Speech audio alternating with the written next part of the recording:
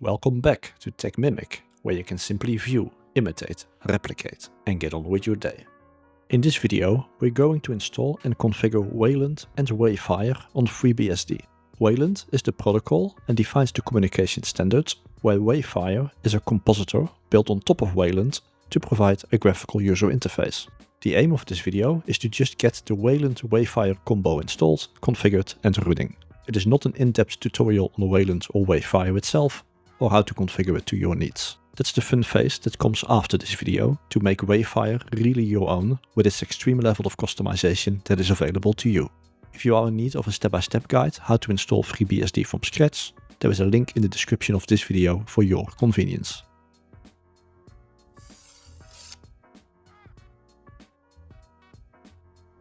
This is a freshly installed version of FreeBSD 14.1. And I'm currently logged on as the root user. There is also a regular user account that we will use to work with Wayfire later on. Also, the proc file system needs to be mounted for certain components to work correctly. I'm using VI, but you can use any editor. Add the below line to etc fstab.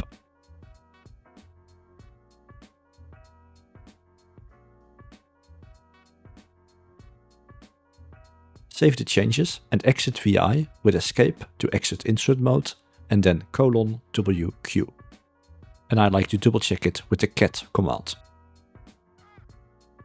Besides the proc file system, Wayfire also needs the message bus daemon. This is already installed, we just need to enable it with the command sysrc dbus _enable equals double quotes yes in capitals and double quotes.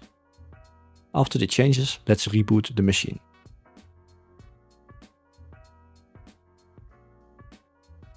Now add the user that you want to use Wayland Wayfire with to the video group with the command pw groupmod video-m and then the username. You can now verify the group membership with the groups command. The user is now in the video group.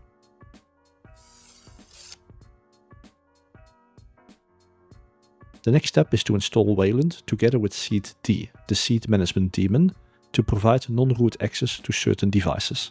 pkg install Wayland seed-d.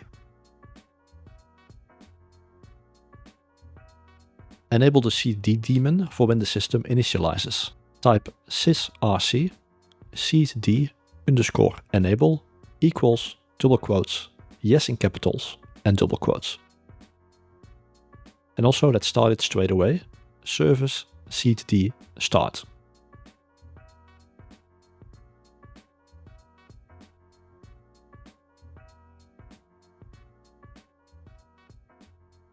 And check if it is up and running with service seed-d status.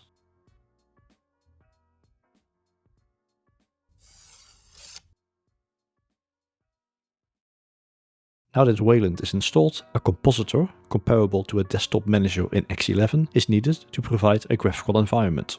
Well-known compositors are Wayfire and Sway, and in this case we will go for Wayfire. That is lightweight and customizable. Now we have to install the required packages.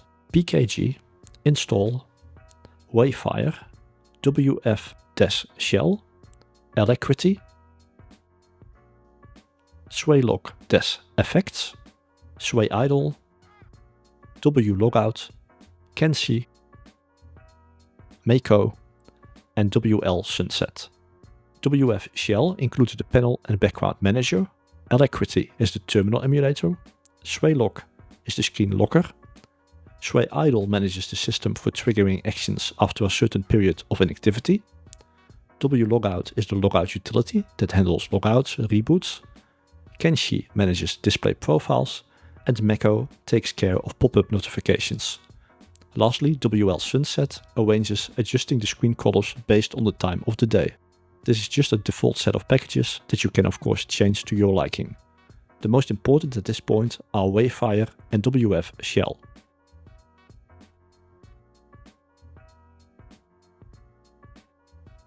After the packages are installed, we need to configure Wayfire for the user that we want to use it with.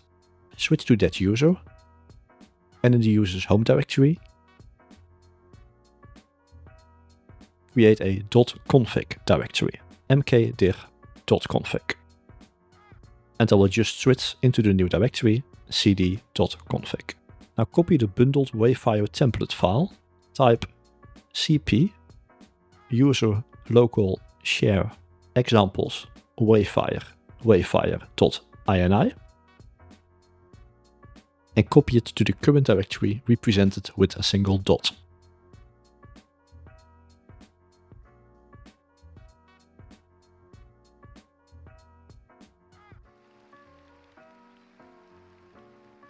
As stated, this is not an in-depth tutorial, but just a few things to be aware of. The Wayfire.ini file holds the default configuration of Wayfire.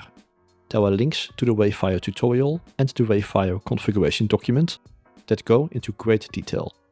One could configure many things straight in the .ini file or later on from Wayfire through a graphical utility.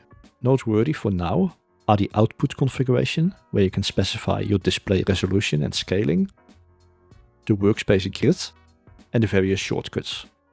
By default, the terminal, specified as LXQt, can be started with superkey and enter. Chances are that the superkey is the key on your keyboard with the Microsoft Windows logo on it. When you browse the .ini file, you will see that many of the packages we have installed earlier are represented here. Time to test Wayfire and have a look around, and you will see that the contents of the .ini file are going to make some sense.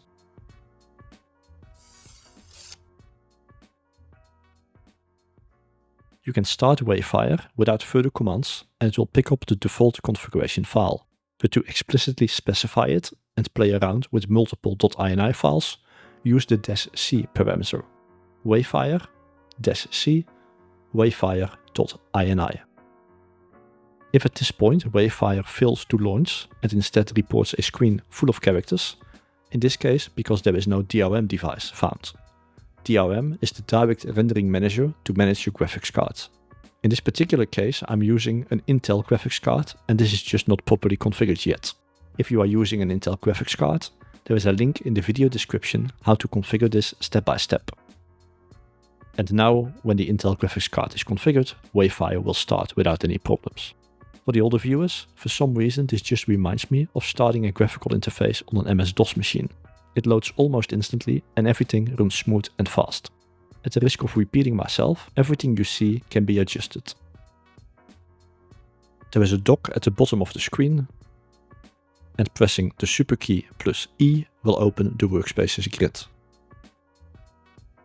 Pressing the superkey plus Enter starts the terminal, and when you drag windows around, they have some animation to them.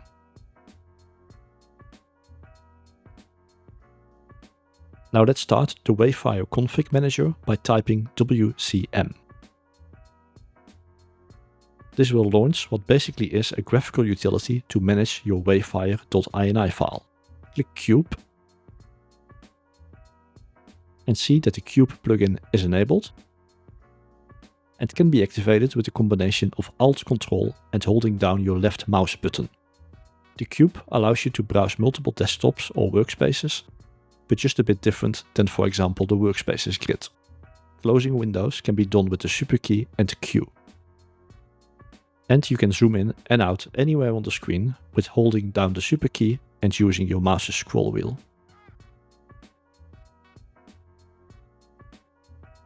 Once you are done with Wayland, exit it with Ctrl Alt and Backspace. This will take you back to the virtual terminal. That's it. Hope it helped, and if it did, please like the video and keep it up. Until next time, bye!